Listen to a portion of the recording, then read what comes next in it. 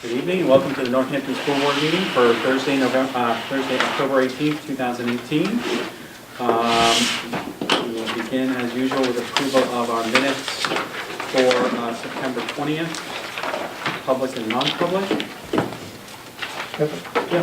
Do you want to go ahead? Oh, I have a couple items. Okay, well, let's move first and then we'll... I move to approve the minutes for Thursday, September 20th, both public and non-public. Second.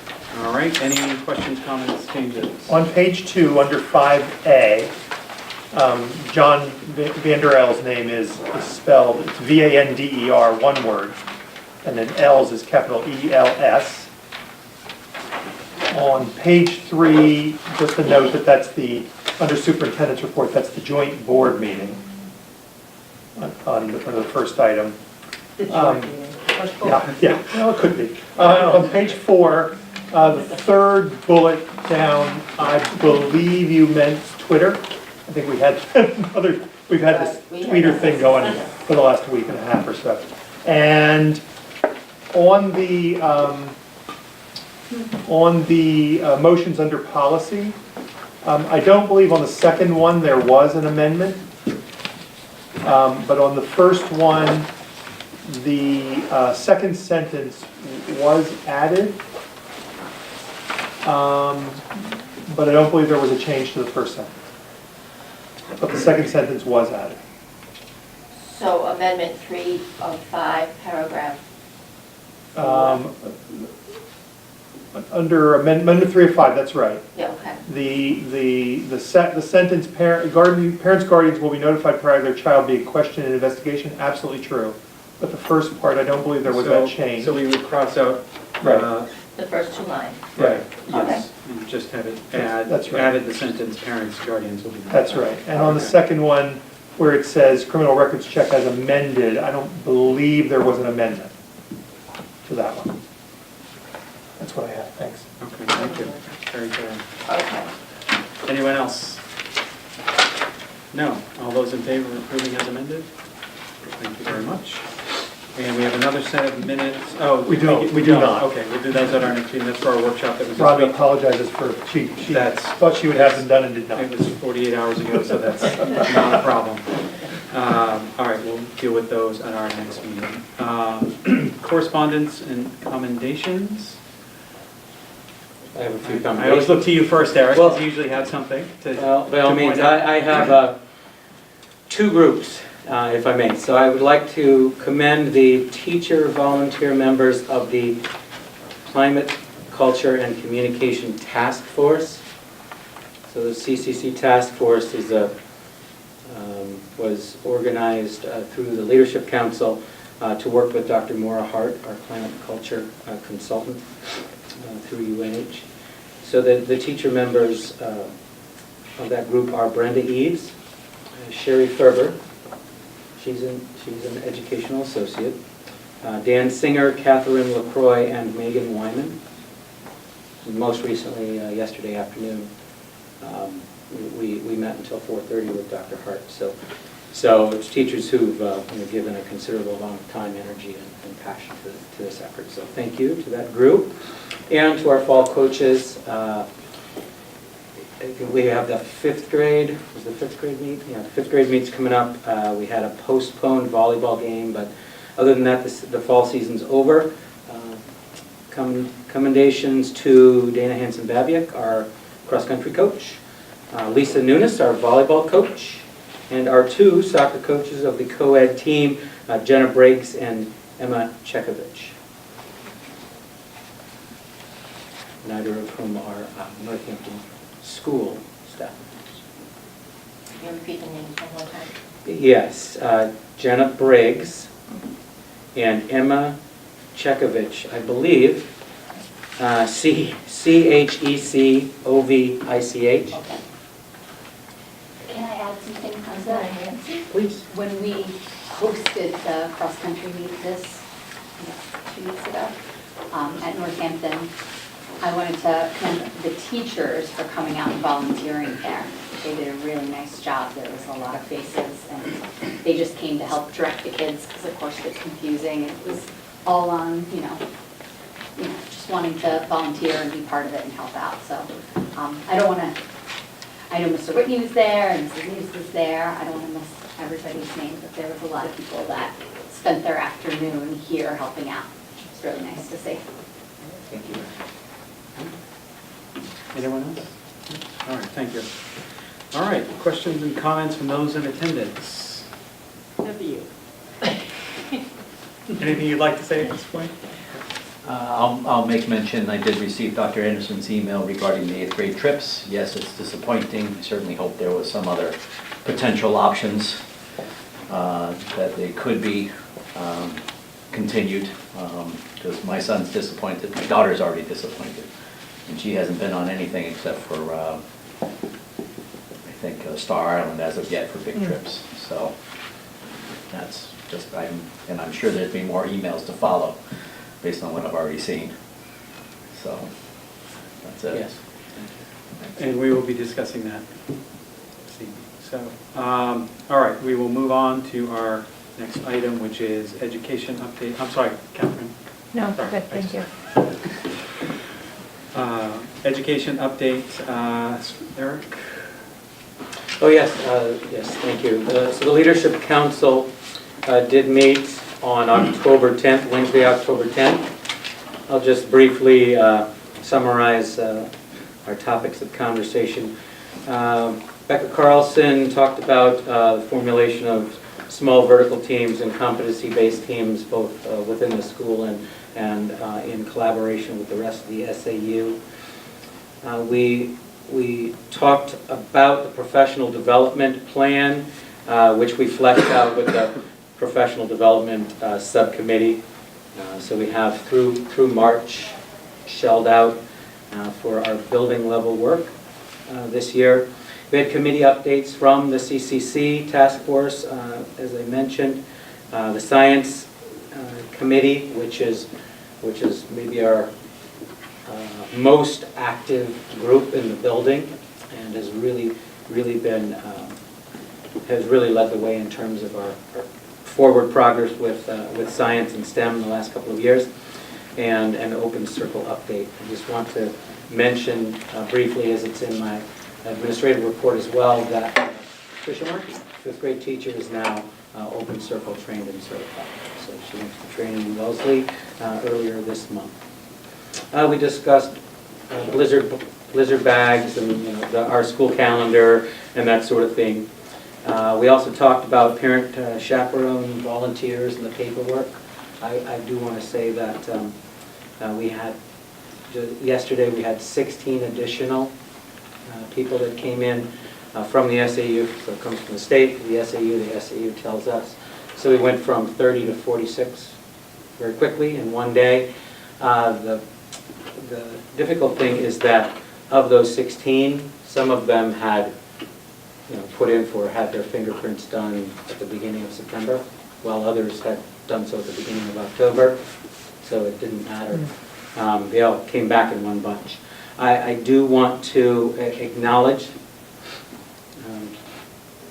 perhaps commend Marianne Von Jess for putting together the 2 dates that I did just hear about at the PAL meeting. There's an October 23rd opportunity for fingerprinting and background checks at the town library, and a November 2nd, Saturday, November 2nd. So 5:30 to 7:30 on October 23rd, and 9 to 11 a.m. on Saturday, November 2nd. People can go, parents, community members can go to the library and initiate that process. So thank you. Can I just ask, and that does carry over from year to year, correct, the background It check? does. It's not something everyone has to come in and do, just want to point that out. Once you've done it, as Once long you've as you done it, as maintain long- residency. Okay, So great. in Northampton, if you move to California for 5 years and then move back, you'll have to do it again.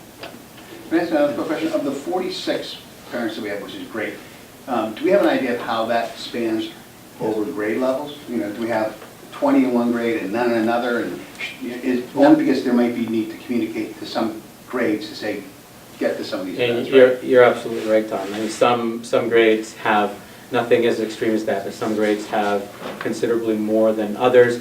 And I'd say the earlier grades, the primary grades, and especially our kinders and first graders. Good. So we do need to Have a lot. have Smaller. less than the desired Oh, number. gotcha. Sorry about that. So this Less is, than the this is desired. volunteers for anything to Yeah, chaperone the school, not just- usually it goes along dovetails with chaperoning field trips, potentially driving field trips, local regional field trips, but it could be for anything associated with schools. So even if you were a volunteer at the Harvest Festival and you're on school grounds, would you need to be? Well, it's about access to students. Yes, There's a call to be made there. Okay. So if you're talking about a school-wide event where a parent volunteer is running a game, Yep. no, school personnel, it's, there's, Unsupervised, right? yeah, you're supervised. The chance of being unsupervised with that group of students who are playing the game, Yep, ring toss, yeah, it's fine. so Okay, slim enough. just wondering. So we've talked about some things, some ways of changing this for next year. One that we're kicking around is whether we'll incorporate sort of an opportunity for fingerprinting into kindergarten registration, so that those people can get them done the year before, so that we don't start the year with kindergarten families not being able to participate in these kinds of activities. So that and some other kinds of things that we'll do to support more evening kinds of activities at each school. Thank you. A few things that are being discussed at grade level teams and being brought back to council for next month. We're gathering feedback from teams for November. The back to school picnic being on Friday night. The new K-5 placement process that I initiated last spring. The scheduling process. Feedback on school assemblies. The early release day schedule pertaining to Unified Arts and curriculum. So we'll talk about that and garner each other's feedback and have a discussion on those items. I also discussed an SEL opportunity. I want to bring in Campbell Productions. It's in this year's budget, and we will likely do that sometime this winter, December or January. That's a 3-screen character education, socio-emotional learning program that I have mentioned. So we'll likely bring them in, and I asked council for their thoughts on bringing in an outside agency to help us put on a STEM night. So as compared to the other avenue is the considerable amount of energy that goes into organizing and getting all the various stations and activities to do your own STEM night. So I floated the idea with them. You can contract with a group, and they come in and they facilitate it for you, and you can collaborate with them. So that's what we talked about at council on October 10th. Any questions? I just have one quick question. So there's a lot of professional development that's going on. You talk about competency-based, open circle, the STEM, the STEAM, a lot of things going on. And then there's 2 new tools that are in this school now too, with Power School and then the website. How do you, and I don't know if that's considered professional development or not, but how do we find the time and space to make sure people know how to use those tools, especially if they're going to be used for the Power School for the report card? Yeah, the next Power School will be on the 11th, November 6th day. We'll have a Power School session. So was there one on 10.5 as well, or not so? No, we did not. We did not have one on 10.5. But we will have one on 11.6. Related, but different, we'll have a Google Drive or Google Suite, Google Classroom primer as well. So we'll get people up to speed. Makes me nervous it's getting pushed out so far.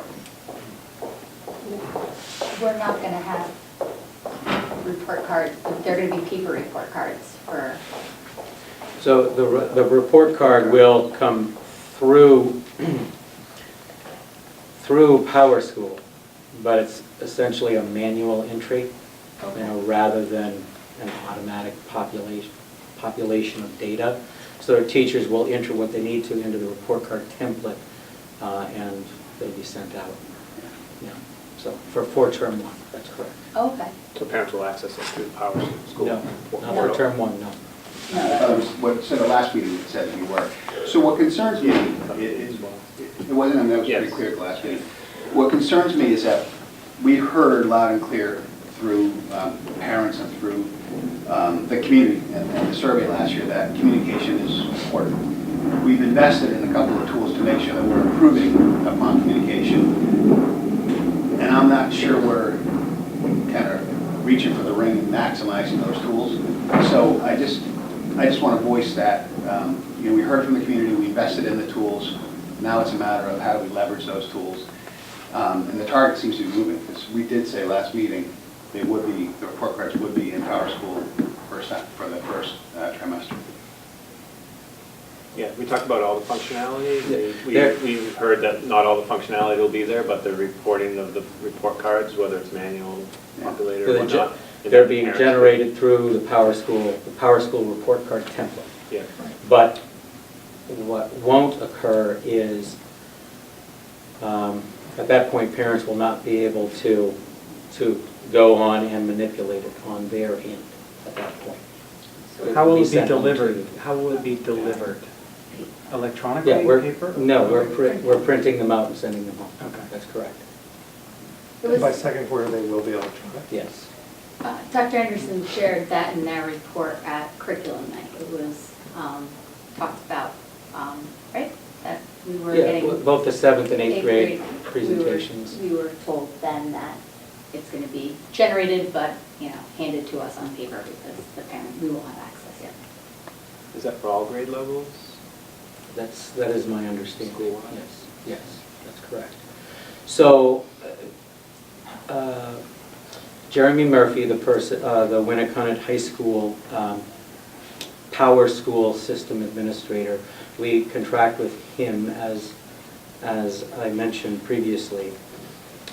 What he is finalizing at present is our school messenger messaging. We own School Messenger at present, but he is waiting for the data text from School Messenger to give us the thumbs up so that I can begin to use School Messenger rather than the CSV file as I said I've been using to send out messages, which I'll use for tomorrow's message. And when you have that access, you'll have the ability to do individual grades, grade spans, et cetera, right from the word go on being able to use School Messenger, right? That's correct. Yeah, okay. That's correct.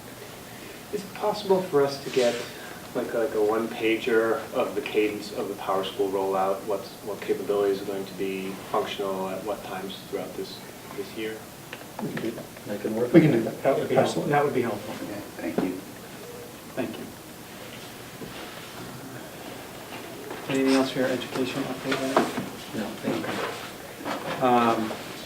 you. Continuing business, we have the board goals here. I just have a brief comment about one goal, talking about understanding competency in parents. We did have a very good conversation with our curriculum coordinator, Becca Carlson, and talking about that goal, and that in addition to the competency work that Rana delivers to us every month, but in terms of putting together something for parents, sort of a primer on, competency and what it, just the basics of understanding that. I think that would be very helpful for a lot of people. And so she actually thought that was a great idea and would be doing something like that. I think she was going to talk to you about that as well. So I think that's something we can look forward to having and delivering to parents at some point to start, pushing out the concepts behind what this evolution to competency is about and what people's expectations should be. So I think that will be very helpful. We met on that today. Oh, good. On that Great. Thank you. It's not on the agenda, but I think it should be, with everyone's all right. I think we should add these school trips back to continuing business here and have a conversation. I know Dr. Anderson sent out a couple of emails today. And so we need to have a conversation about the results of where we stand on school trips. It's been an ongoing discussion. Absolutely. So as I believe you are aware, I shared a survey with each of the parent groups, parent guardian groups, 8th grade parent guardian group for the Washington DC trip. It's very short, child's name, parent guardian name, given the trip information shared above, are you planning on sending your child on this trip? Mark only 1, yes, regardless of cost, no, regardless of cost, yes, if the cost for the family is less than $1,000. Are you willing to chaperone this trip, yes or no? There's a narrative at the bottom about alternatives, alternative day trips, whether or not the trip goes. At the top, things to consider for the trip, we will send 1 or 2 staff members who will serve as the trip leaders. The remaining chaperones will be made up of parent volunteers. Transportation may be by plane or bus to be determined. Fundraising, if a parent group is interested. The administration is happy to help initiate fundraising efforts. The trip, as I mentioned, 2/3 at last month's meeting, a 2/3 threshold. The trip will take place if 20 or more students commit to going. For DC, we had a number of responses. 15 parent guardians said that their child would go under either yes or yes with stipulations, so which didn't meet the threshold, along with our capacity for teacher chaperones and to really make this a viable curricularly based experience. I've informed that parent group that we didn't meet the threshold, and the Washington DC trip in April isn't going to occur. Similarly, with the New York parent guardian cohort, a larger group. Can I interrupt you? So there is no parent chaperone for 8th grade? I mean, no teacher chaperone for 8th grade? As I'd said at curriculum night with the parents who were there, there are 2 who had committed for DC. Okay, so there are 2 for 2. Two teacher chaperones who said they go to DC. Not, But not New York. Middle school teacher. other staff No, one members, being- not grade level staff members. Rebecca Carlson. Rebecca Right? Carlson, yeah. Okay.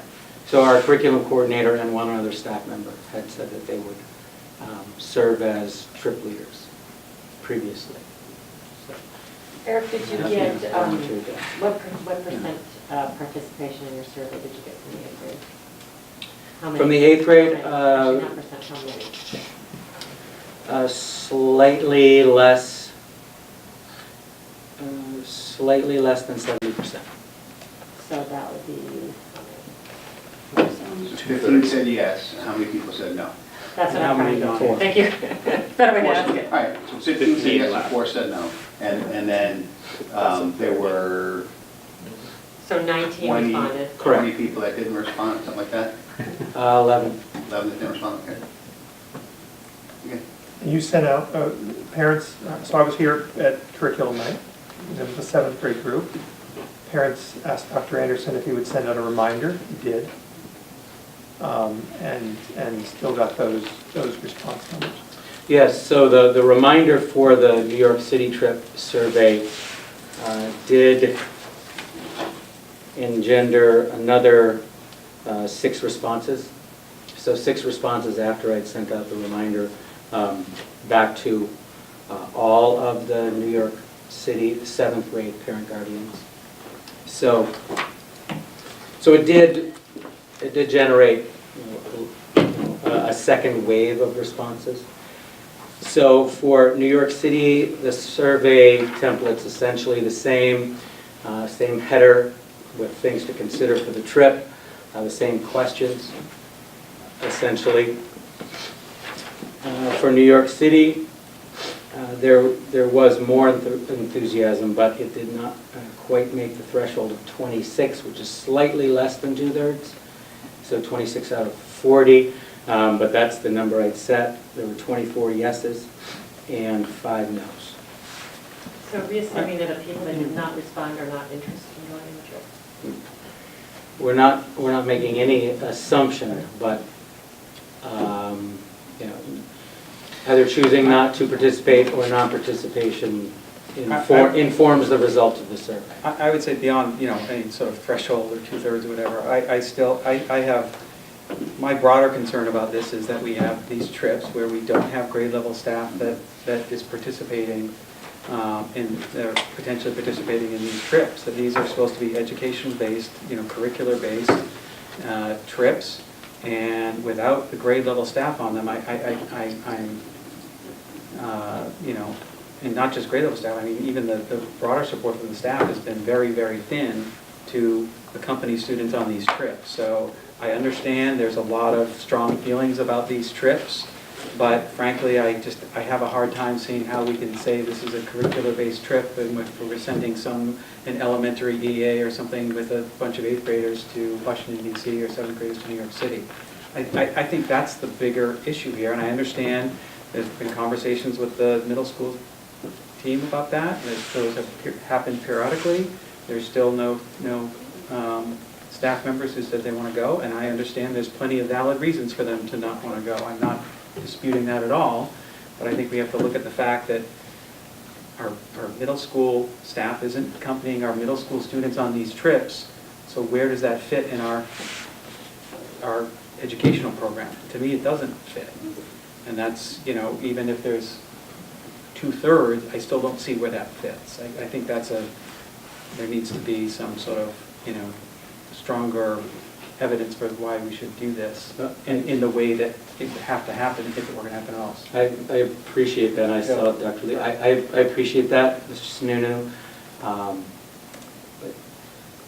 So I have communicated out with both cohorts of parents and let them know, based upon the results of the survey, the trips this spring will not occur. So I'll wade into this. How's that? So I met with the middle school teachers last week, and I would concur with everything you said about conversations with them about their reasoning. And without sitting here and going into it, I thought the part that I found to be a positive in that conversation is that they said to me, and I think you noted in your survey, they are very interested in committing to a group of day trips for these students. In fact, they said to me, let us know, when this decision is going to be made, because we want to start working with the administration to start planning those now. Right? So I did hear a very positive commitment from the people in the room, who were all in front of parents that very evening, to arranging a group of trips, of day trips for these students. And they want to start working on that today. So I think we ought to let them do that, because I agree with you. I think the importance of having those people involved in these educational experiences can't be overstated. Moreover, from what I recall hearing, the Mero Vista trip, just adding it into the mix, wasn't discussed after the students came back, right?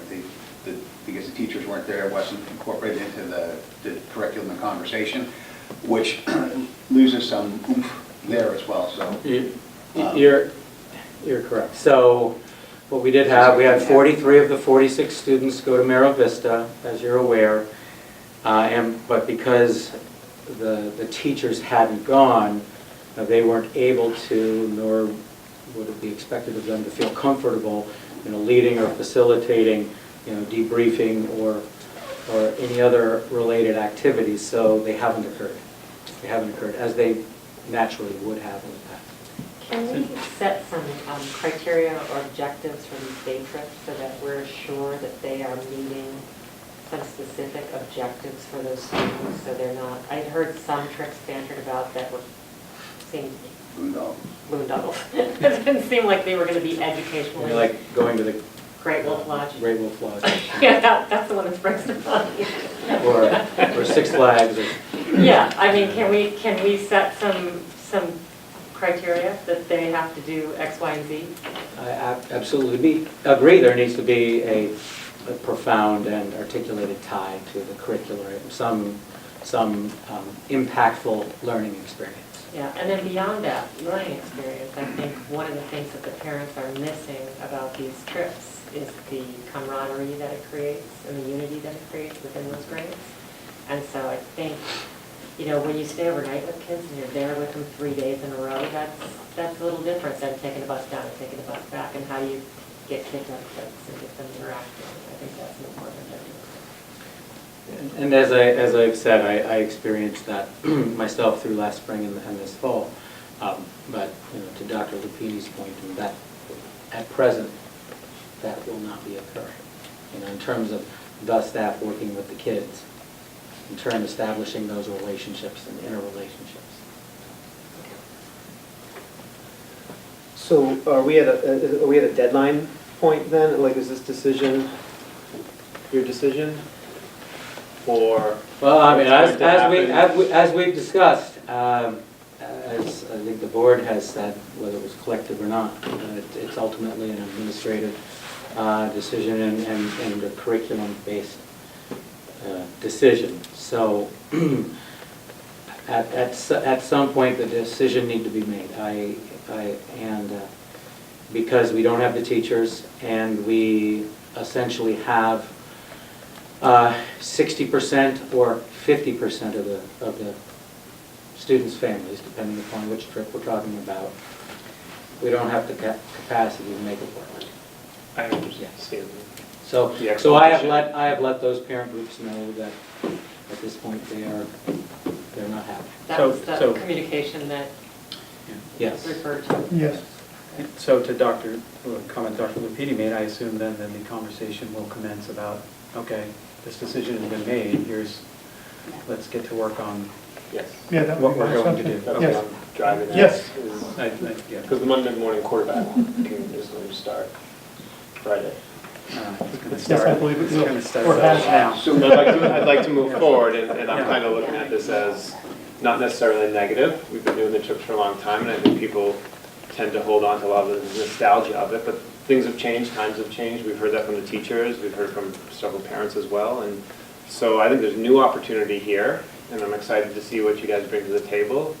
And to Cindy's point, how we connect it back to curriculum and learning experiences, and I'm quite pleased that we'll be moving forward with experiences here, but different experiences. I mean, I have that sense of responsibility to come through on that, and to summarize, the middle school team, the 7-8 team in particular, they're in that same, they're on that same boat. They feel similarly, and to make experiences, to craft experiences that are impactful and meaningful and generate that lifelong learning. We're not talking about replicating a destination, but certainly character development and other experiences that they won't forget for the rest of their lives. Just one last comment, if I may. Another part of the school community is PAL, and PAL's done a lot of fundraising for the trips in the past. So I think it'll be important that you coordinate with PAL. I know you're just at the meeting to make sure that they understand the direction and what their mission, their change mission will be. That's a very good point.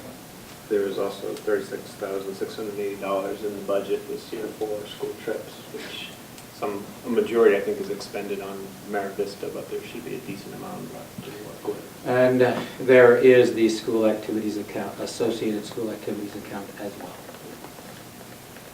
There's a considerable sum there.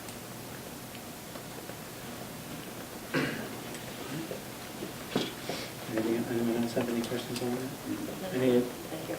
I'll open it up again for any comments from anyone attending about this, just because I know it's a passionate issue. Sean? Just one comment. In the world of technology, I know you guys are trying something different, but if you did not get a response from a fair percentage of the recipients, that's got to have a problem, and I don't think I'd rely on it again. Because this was a big issue, and for that many people not to even respond, I don't think it's a non-interest that you'd get a no. So I don't know if that system really worked this time around. So I'd reconsider, test it again on something else before it gets utilized for something this important. So just a food for thought on that. Thanks. Well, I guess, I'm kind of a little new to all of this actually, but because I have a 5th grader, and so he'll be kind of moving on up into that stage, we moved to the school last year, and one of the things that we were told was that we're going to have these trips, and we were kind of like, oh, this is really cool and different. Like, we didn't expect that the middle school would be doing that, and I was very excited for it. So to find out that it's not happening is a little disappointing. I understand, I get where we're going with all of this, but you touched on a point that I feel is really important, is that camaraderie with the kids. I think that it does need to be instructional. It needs to have a point to it, but you also have to realize that there's something fun about, going with our friends and staying somewhere, and, and I hope that we can find a way to, bring all of that in. I don't have a clue what that looks like, honestly, but I don't know. I think that we need to really focus on the kids' point of view with it. What are they missing? What were they excited about? I don't know, maybe we can chat with them, and maybe you have, I don't even know. But again, I'm new. But I really feel like as a kid, maybe looking forward to this, your sibling did this, or what's something that I'm going to look forward to?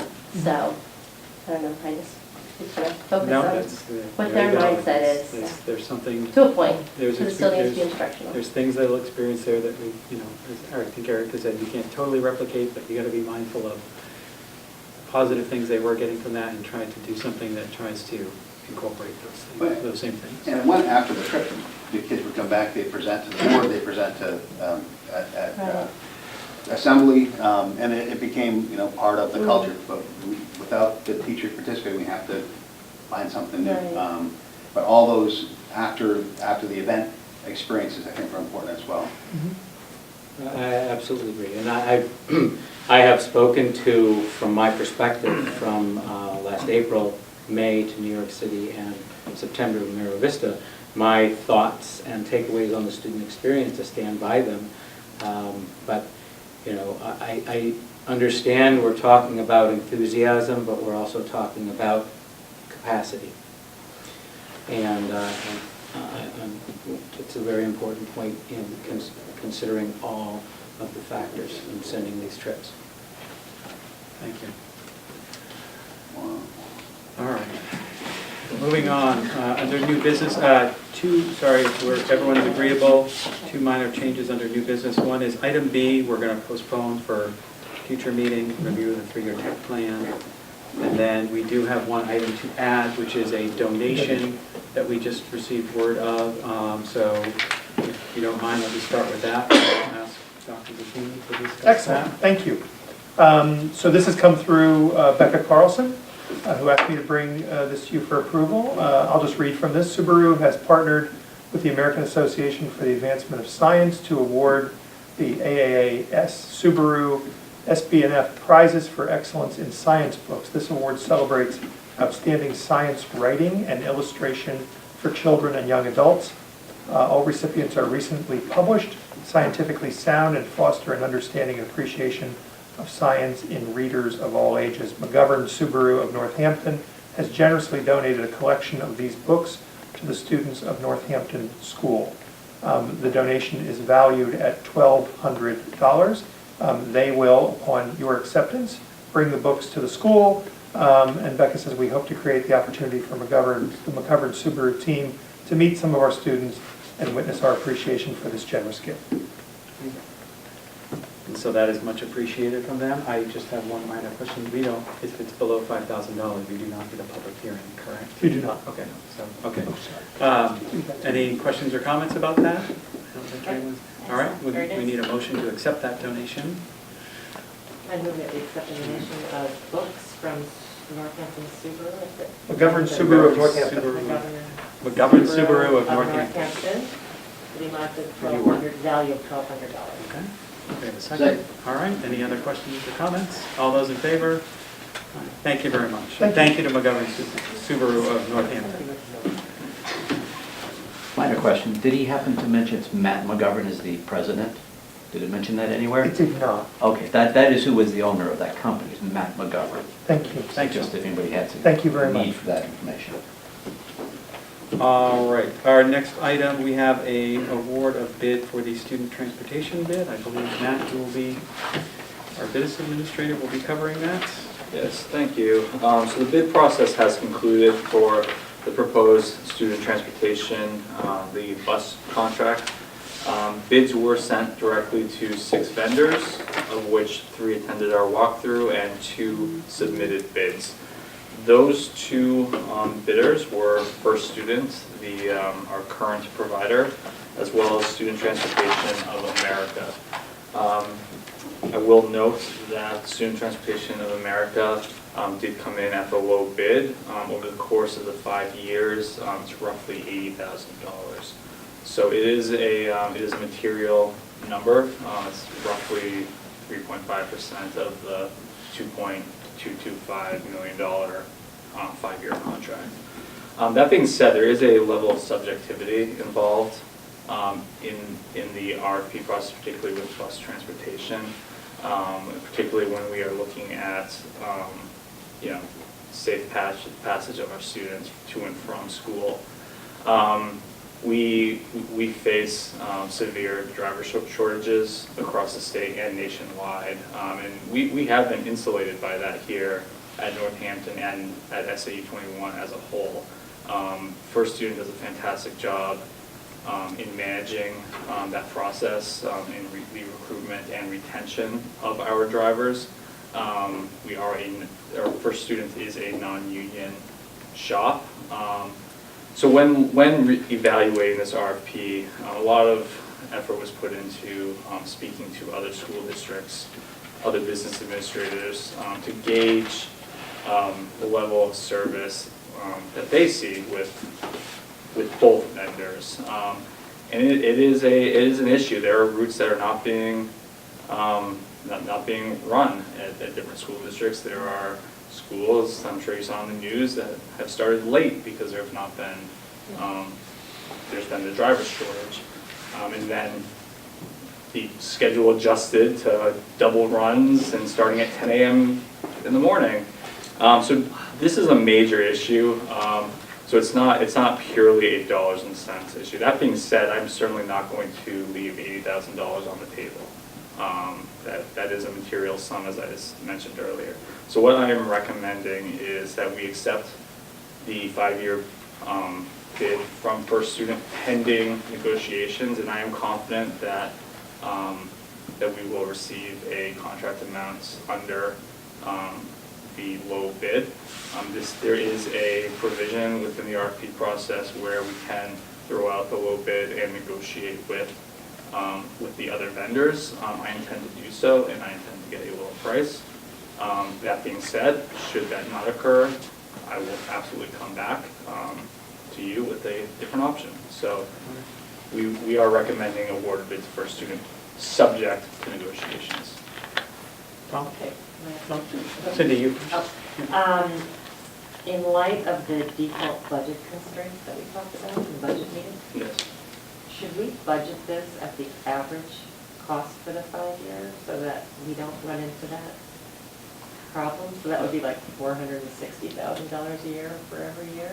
Is that a way to get around that? So, this is gonna- it's funny that you mention that, because there has been discussion in my world of business administrators as to whether we should contract out a level funded specifically bus contracts, but there are a few other situations that are similar to this. It is an option. I hate, we're giving that, I hate to essentially give them an interest-free or pay them up front. We're essentially prepaying for the 4 years 4 and 5. Right, I mean, that's just not good business practice. That being said, it would provide us a level of protection for the default budget. That is something that we can discuss further after we determine how we address the default budget. I think that we do not need to make that decision as far as leveling this now, but we can certainly discuss that as we go through our work sessions. And year two is a Sorry, giant increase. can I just make Yeah. just a comment about that for those who might be watching or here listening? The question around default budget revolves around new legislation and court decisions that relate to how the default budget statute is interpreted and what should and should not be included in what is your default budget, which is the budget that is adopted if voters reject the proposed budget. So there's some new rules around that we are trying to digest for this year's budget season, which we have just started working on. So just to give you some context about what that conversation is about. And it may impact whether we can include costs that we know we would have, whether with the default budget or the proposed budget passed, but that we might not be allowed to include in the default budget. So it's a conversation around that. So that's the issue Cindy was talking about. So sorry, Cindy. Yeah, and the only other point I wanted to make is that year two goes up 7%. That's a huge increase in So, cost. yes, you're right, that's for the original first student bid. However, Matt's going to negotiate that away. Student Transportation of America is about 3.5%, Yeah. which is in line, and that is more in line where we will finish up. Oh, that's an Because opportunity. I That's an opportunity. We will not be accepting a first student bid that is higher than the Student Transportation of America current bid. I do want to also point out that this represents a 9.5% increase over this current year. That's a substantial increase. That being said, keep in mind that this was 5 years ago, the current contract. Anecdotally, I think I mentioned to you, I was hearing 20-25% increases at other school districts. I'm certainly not happy with a 9.5% increase, but it is lower than my original expectations. I'm sorry, Tom was there. I'll be fast. So one of the things as you're doing that negotiation, well, we certainly don't want to give them an interest-free loan. Be looking at the net present values to kind of level fund it out, might get the overall cost down if we're front loading it. So, but two quick questions. Service level agreements. Are there service level agreements in the contracts? And the reason I'm asking is because if there are, and I've got no issue with what you're saying about working with first student, if there are SLAs and safety requirements in there, is there really a big difference between the two vendors? I'll start then, I got one other question. Yeah, so, I mean, we do have provision in the contracts, or in the bid specs, that there are, I'm sorry, I'm blanking on the term. Penalties? I'm Are sorry, there penalties? Not a for penalty, but non-performance? there's a term for it, but essentially a penalty Gotcha. for non-compliance with kind of our key issues. That being said, it's minimal, like in the whole concept of, I mean, if they're not able to service us, they're not gonna, I mean, I could care less if we claw back a couple $1,000, we're not getting kids to school, that's a bigger issue for me. Okay, and then is this another one of those areas where there may be economies of scale across the entire SAU? I mean, every district's negotiating separately, correct? So this is a cooperative bid through the entire SAU. I will be negotiating this as a whole. Good. We wouldn't award different vendors in this. The understanding is these bids were submitted that we award to one vendor. Okay. We have to award it individually, but it is a cooperative bid. Good. And I think I also mentioned to you, we did make an attempt to work with SAU 90 and 50 to put these out in tandem with similar bid specs to try to leverage that type of economies of scale. I don't know how effective that actually was, but it was my intent at working with them. So. Thank you. Great. So I have a comment on the length of the contract. So a 5-year contract is good for them because it's a futures business and they can secure a business into the future, but the percent increase does not represent sort of securing the future business. It's pretty high on our side. Is this a typical contract? Why don't we do like a 3-year or a 2-year? Yeah, these are typically 5-year contracts, because oftentimes, so we set requirements for the age of the buses. So oftentimes they're purchasing new buses, and it's hard for them to provide a competitive bid for like a 2 or 3-year contract if they're gonna be making a substantial investment and then could potentially lose that business in 2 or 3 years. So the understanding is that they're investing, they're bidding for this piece of business, and they're sinking costs in as well. That 3.5% increase, it's money, but I mean, you have to account for cost escalation. I mean, inflation was 3.4% this past year. You look at fuel costs, we're at an all-time low. That's going to be built in.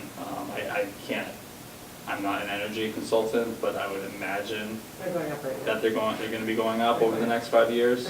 So I think and actually the most important factor is the labor. Part of the reason that we have such a driver shortage, I believe, is because these drivers aren't being paid. I mean, and it's a very undesired, I mean, you're only working a couple hours a day. It's not mother's hours, and I'm sorry, that's not appropriate, but it doesn't work for people that are staying at home. And so, In the process. I'm sorry. Never heard the expression before. Yeah, all right. Did you have something else, Craig? You said there's So something? drivers, the labor is Yeah, it just is seems like going a to, long I anticipate contract. labor to increase, because in order to attract drivers, the wages are gonna go up. Did you have something else? Is unemployment. Right. Just 2 brief questions. One is, did both companies have no problem sort of meeting some of the new requirements we had in there about the app and the location services that we want to provide? Are we confident both can deliver on those? So both companies met the full range of Okay. specifications. And where's Student Transportation of America out of? Because I don't think I've ever seen a bus that says student.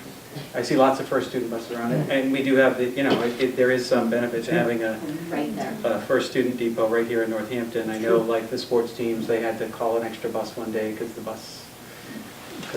scheduling, and it was, that's a nice benefit. So where are they out of?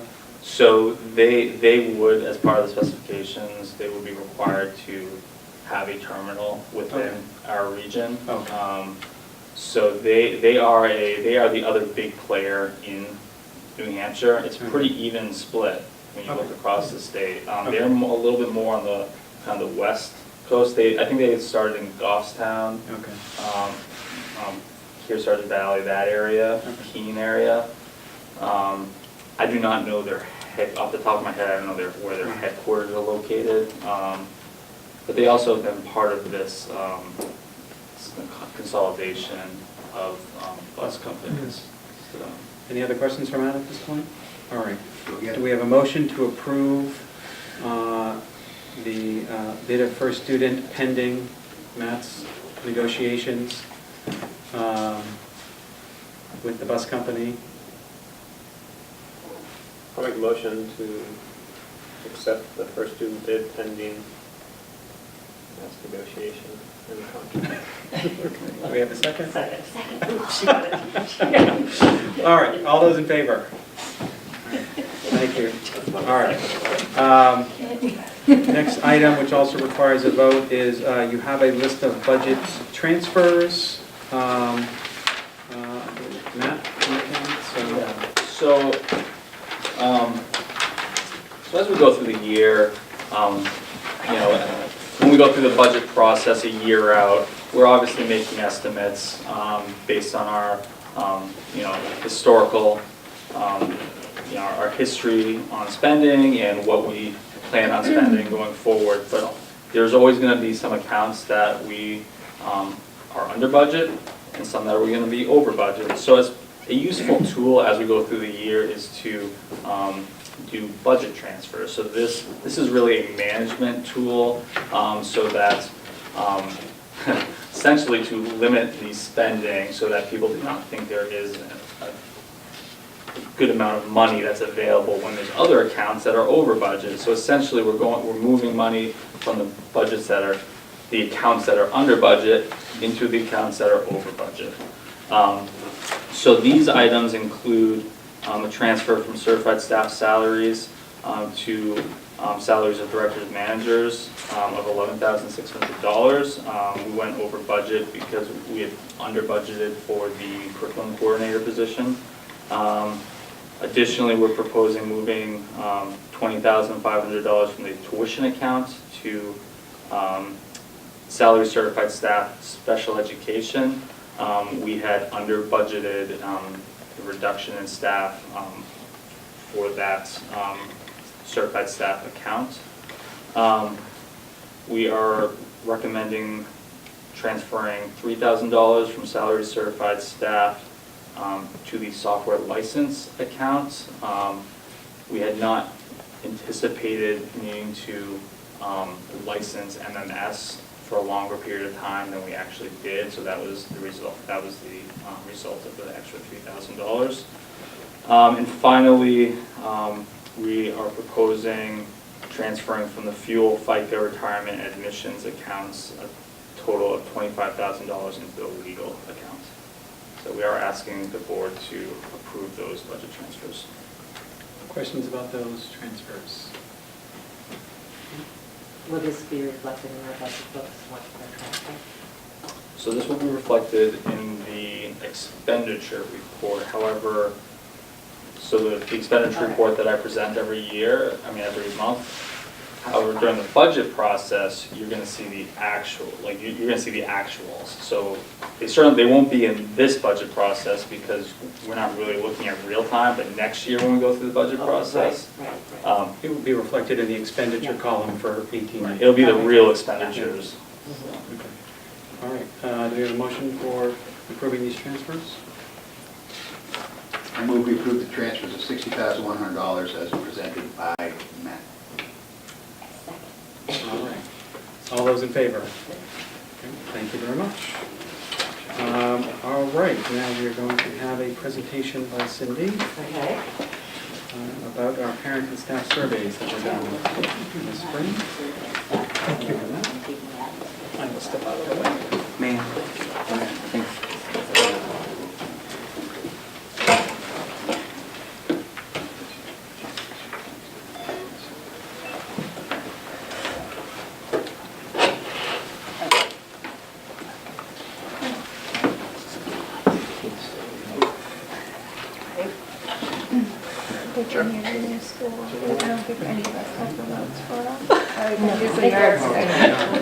It's coming out good. I know, I don't know where.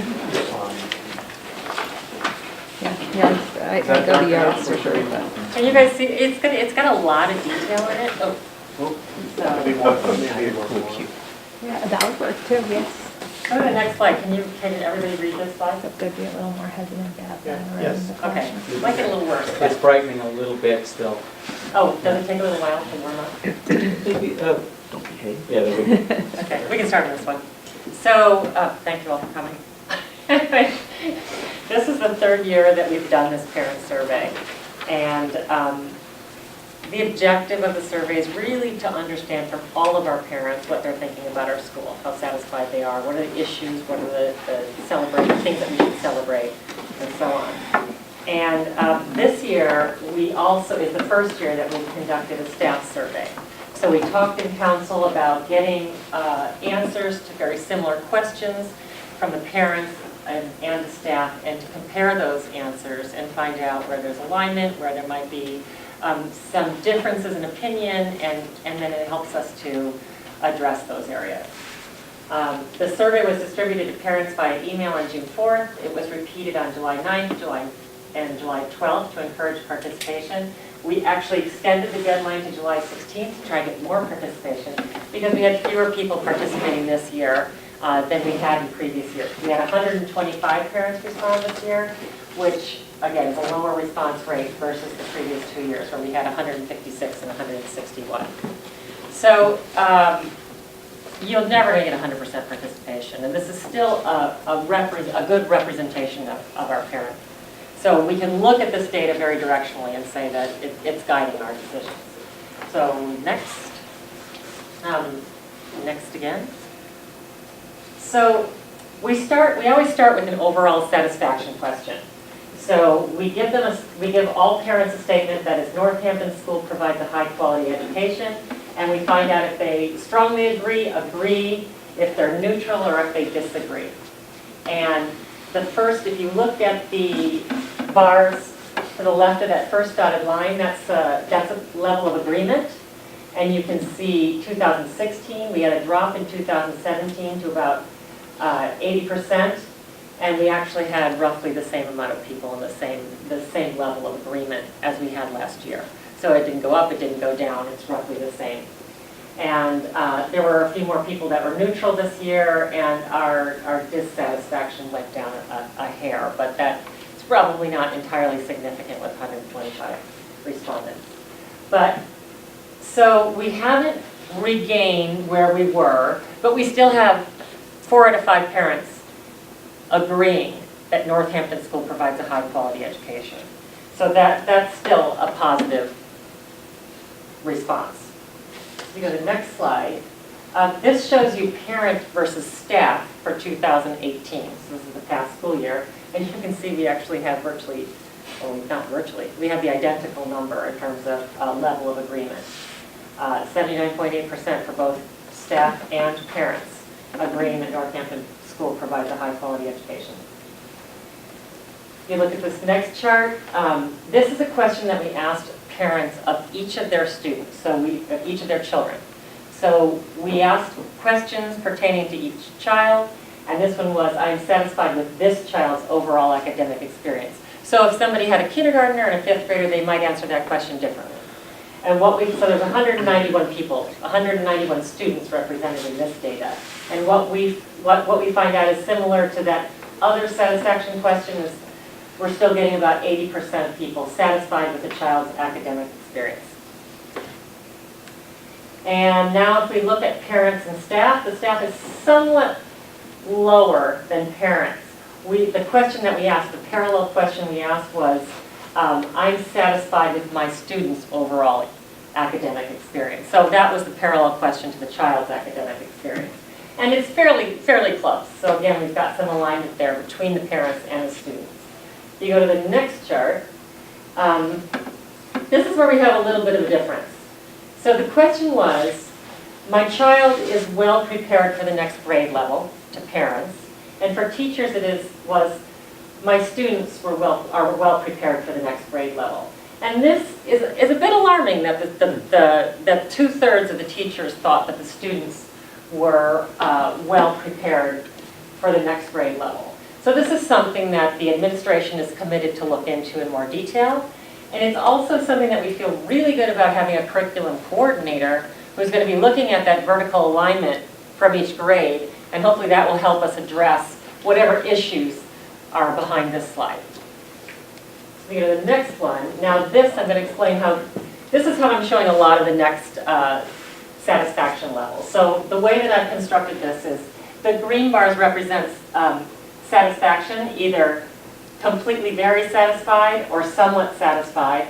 The white space are those parents that are neutral, or teachers. You're going to see some staff as well. And then the red, orange represent dissatisfaction. So either somewhat dissatisfied or completely dissatisfied. This is asking parents about each core subject area. So on the left, you see reading. In 2017, 84% of parents were satisfied with reading. In 2018, 86. So that's similar 2017, 2018, as is writing 2017, 2018. Where we're seeing a positive jump this past year is in math. So we're seeing that parents are more satisfied with math in this past year. And then science, again, we have very high levels of satisfaction. And if anybody recalls the data, it was lower the year before. Once we put in Project Lead the Way, and we've got this this task force working on science that Eric had referred to earlier, we're seeing some real positive results and positive satisfaction levels with science. And social studies is roughly the same, sits around 80%.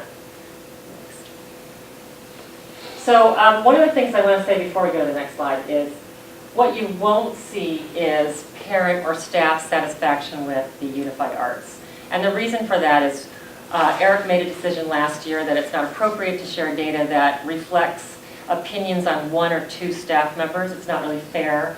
It's sort of pointing out certain teachers. So we have that data, and that data is very valued, but it's shared with Dr. Lupini, Dr. Anderson, and Tracy. So they have seen the data. They can work with the data with their teachers, but it's not going to be shared publicly. All right. Next slide. So now we're going to look at special services. So this is the first year that we added 504 services. We had special ed in the survey last year. This year we added 504 services to get some feedback on those as well. So what you can see is this is 2018 504 service satisfaction level for parents and for staff. And you can see roughly 2/3 of parents are satisfied with 504 services, 12% dissatisfied, and 40% of the staff and 16% of the staff are dissatisfied. There's a big neutral chunk in here as far as the staff is concerned. And if you go to the next slide, it shows you some of the diagnostics on here. So these are parent agreement statements. So we asked them, my child's 504 is being followed in its entirety, and 70% of them agreed. That's true. The appropriate level of intervention is offered when needed, about 2/3. The response rate of the staff is appropriate, 75%, and Northampton School helps my child to reach his or her potential, 75%. So that's where that lies. And if you look at the next chart, it shows the staff versus parent agreement. No, this is just the staff, sorry. Just the staff agreement. They had a couple extra questions which pertain particularly to them. So I know how to support my students with 504s, 80% said. My initial input is sought and utilized, 75%. My students' 504s are being followed in their entirety, 72%. The appropriate level of intervention is offered when needed is 2/3. Northampton School students with 504s help students to reach their potential, 62. And where we have an issue here is in communication, that 504 plans are well communicated to all affected staff. So this is something, and if Tracy were here, she could talk about how they've actually implemented a Google Docs system where teachers can get the information and sign off on it, and they actually are asked to sign off on it so that they can confirm that they know what they need to do for those students. So we think that this is being addressed. So again, the information that's provided by these surveys is very valuable because it helps us guide our efforts and increase satisfaction levels with parents. So if you go to the next, and staff. So if you go to the next slide. Cindy, is there additional opportunity for, say, staff to make comments on these particular buckets as they're doing this, or are they just sort of clicking? So all of the comments.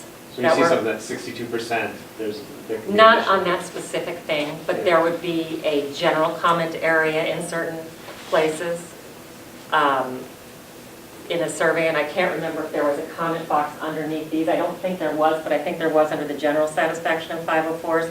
So in each section, staff responded with comments if they wanted to, and parents responded with comments. And those comments were all compiled and given to Dr. Lupini, Dr. Anderson, and Tracy.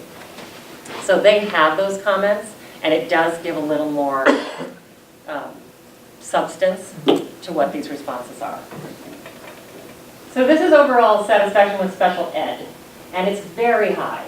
In 2017, 82% of parents were pleased with special ed, 85% in 2018, but very different view from the staff. So while parents are very happy with what's happening with their special ed students, the staff is at 44% versus it's almost half, with a big neutral group and twice as many dissatisfied.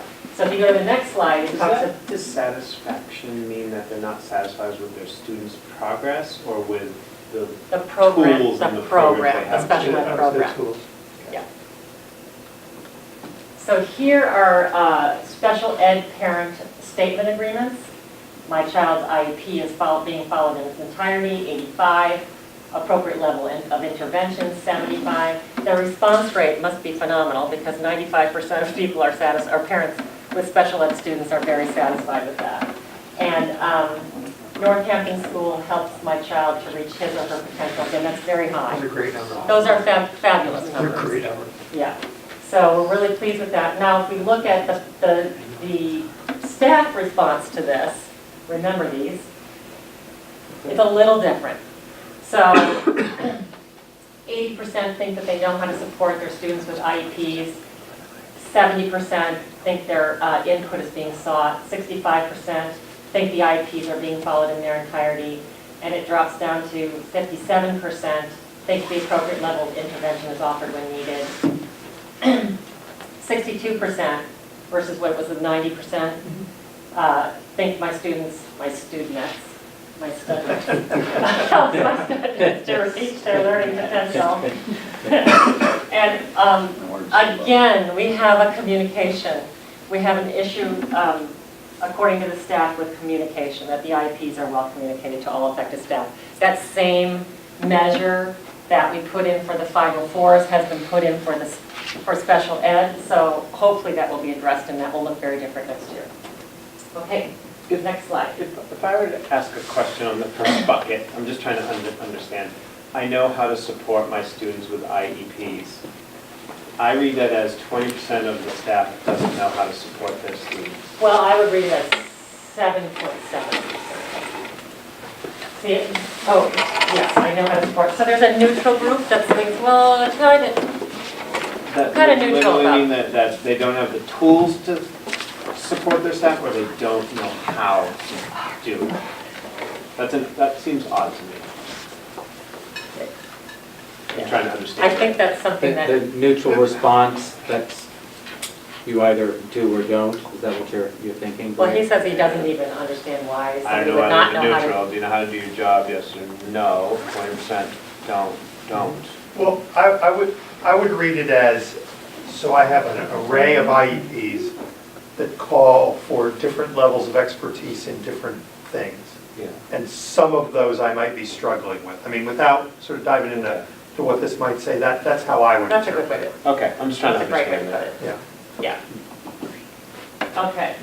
Now we're going to move on to some of the values, leadership, communication, values, facility and resources statement agreements. This was a long list of statements, and we asked people's level of agreement. If you go to the next slide, this is about leadership. So the school administration provides effective, responsive leadership and builds community. You'll recall that dropped precipitously from 2016 to 2017, from 87% to 36.3%, and sort of remains at the same level for 2018. And the dissatisfaction reduced somewhat. Similarly with the school board, it went from 62% to 38% to 34%. Dissatisfaction sort of stayed the same. And SAU, 55% to 21% to 26%. These were discouraging numbers last year, and they continue to be discouraging numbers. Now, one of the things in talking with Dr. Lupini when I presented this a couple weeks ago to them, he talked about something called the implementation dip. And I went home and Googled that. And it's basically a belief that when you launch new programs in education, significant new programs like new report cards, new schedules, losing trips, that you're going to see a significant dip, regardless of how well they're implemented, because it's a big, big change. Did I? You did? That's in the business too. Yeah. Yes. Is this a parent side or a? That is a parent Staff slide. You're going to see the staff next. So, we will continue to work to gain the respect of the community and know that we're working hard to try and do that. So if you go to the next slide, it gets worse when you look at teachers, of staff versus parents. So the left-hand bar in each section is parents in 2018, and the right-hand bar is staff. So you can see that the staff is dissatisfied with school administration, or very dissatisfied with the school board, and dissatisfied with the SAU. So, again, I guess we're not surprised based on what we've heard in the past couple years, some of the programs that we're implementing and the communication and morale issues that we've heard, but that doesn't mean we're happy about it, and we're hoping that, someday soon we can turn this all around. Okay, the next slide, on a happier note, this is satisfaction with communication, which we've been working on, and we are seeing some strides here. So if you look at information from the school administration is valuable and timely, from 2017 to 2018, it jumped about 10 points, and dissatisfaction went down, and that's significant. If you look at information from my child's teacher is valuable and timely, that jumped as well, about 15 points. Blackboard Connect emails are effective and useful. That jumped significantly. We did not ask a question about the website because we knew we were relaunching the website this year. So that's just 2016 versus 2017. And I'm hoping it's going to go up next year. I'll take it personally.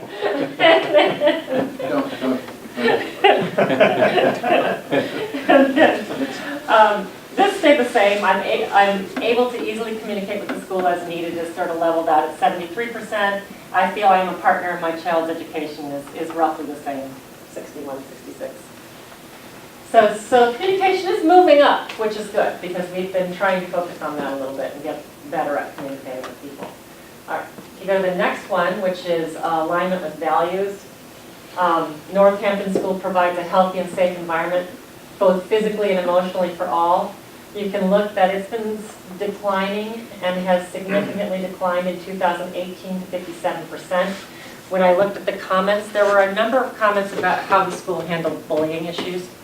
And so I think that's being reflected there. Challenges each student to reach his or her potential, that's sort of leveled at 50%. Teaches children to manage emotions and behavior in order to build positive relationships, 70 to 61. I think that is similar to that first one about the healthy, safe environment. Fosters collaboration between students, teachers, parents, and administration. That's still very low at 43%. And offers the opportunity. We added this one. The staff, actually, council wanted us to add this question this year, which is offers the opportunity for students to pursue their own learning or interests. And that's not very high either. That's at about 47%. So satisfaction with facility and resources. So there are people that complain that the school is not clean, but we have 80% of the people that are very satisfied with the school being something that's at the school. Access to technology. This is before the one-on-one initiative. 89% of people thought access to technology was appropriate. So that's very positive. Now, we had one parent that said, I can't answer this question because one could be yes and one could be no. Lunches are nutritious and taste good. So we split it out. We split it out to my child likes school lunches or school lunches are nutritious. So a lot of parents believe that school lunches are nutritious, but only half of them think that their kids really like them. And if you look at the last question, Northampton School offers a wide variety of quality enrichment opportunities. That's sort of hanging in there at about 52%. It's something that we still need to pay attention to and do a better job of. Now, this is a big topic. And one of the comments that I read was about how, from a number of parents, about how a handful of parents are driving the decisions in this school. And one of the reasons we do this survey is to make sure that a handful of parents don't drive the decision in the school, that we are listening to all of our constituents. So this is data that we looked at when we talked about the report card. So it wasn't a handful of parents. That's a misperception. So the far left bar, when we only asked one question in 2016, we said the report card clearly communicates my child's performance relative to academic and social and emotional expectations. And the response was low. It was only 55% of parents thought that report card did that. And that was the report card that was before standard-based grade limit. So that we knew we had a task force working on the report card at that point in time. So in 2017, the task force came out with a report card that was standard-based grading, and actually satisfaction dropped in 2017. The report card is easy to understand. 47% of parents said it's not easy to understand. I'm dissatisfied with the report card. It went up. Dissatisfaction went down significantly in 2018. 2018 is when we put the policy in place, the difference in the report cards, we put the policy in place in grading. That's still not great. It's better, but it's still not great. Provide straightforward information about what a student knows and what the student needs to know. Again, this is 2017. There are 49% of parents that were dissatisfied with this. They didn't think the information was straightforward. 2018, it got better. Dissatisfaction decreased. We're still not there. From the report card, I know how well my child is doing in school.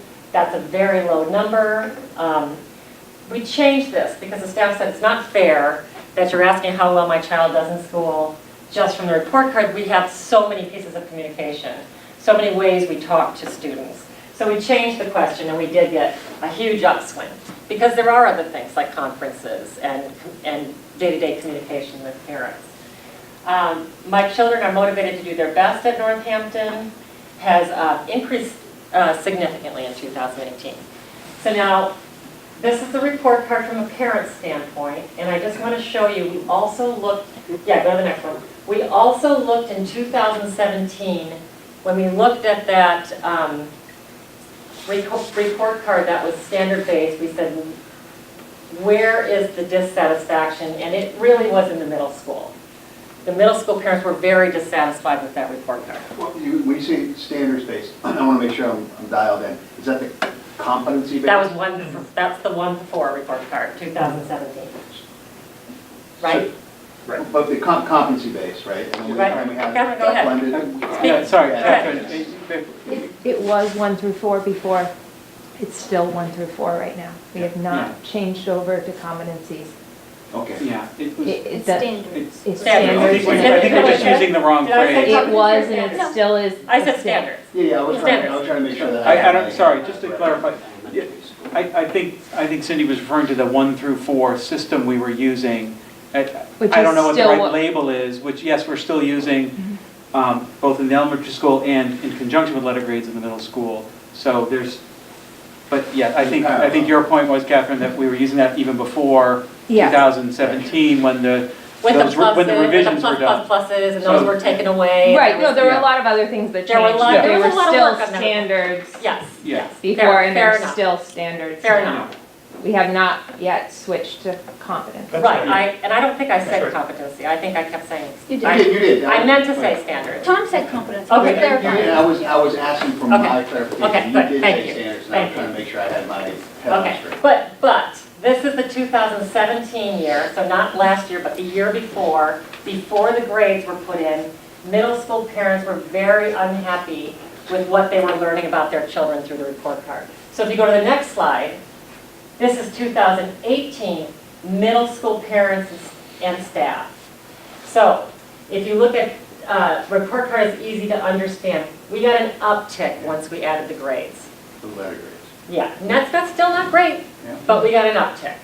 It went from 60% dissatisfaction to 25% dissatisfaction. So it was a little clearer to parents. If you look at provide straightforward information about what the student knows and what the student needs to know, it went from 63% dissatisfaction to 40%. satisfaction doubled, but the staff, this past year, is still very dissatisfied with the current state of the report card. So does that all make sense? All right. So if you go to the next slide, we ask straight out, do you think the addition of letter grades helped? 64% of parents said yes, 96% of teachers said no, or staff said no.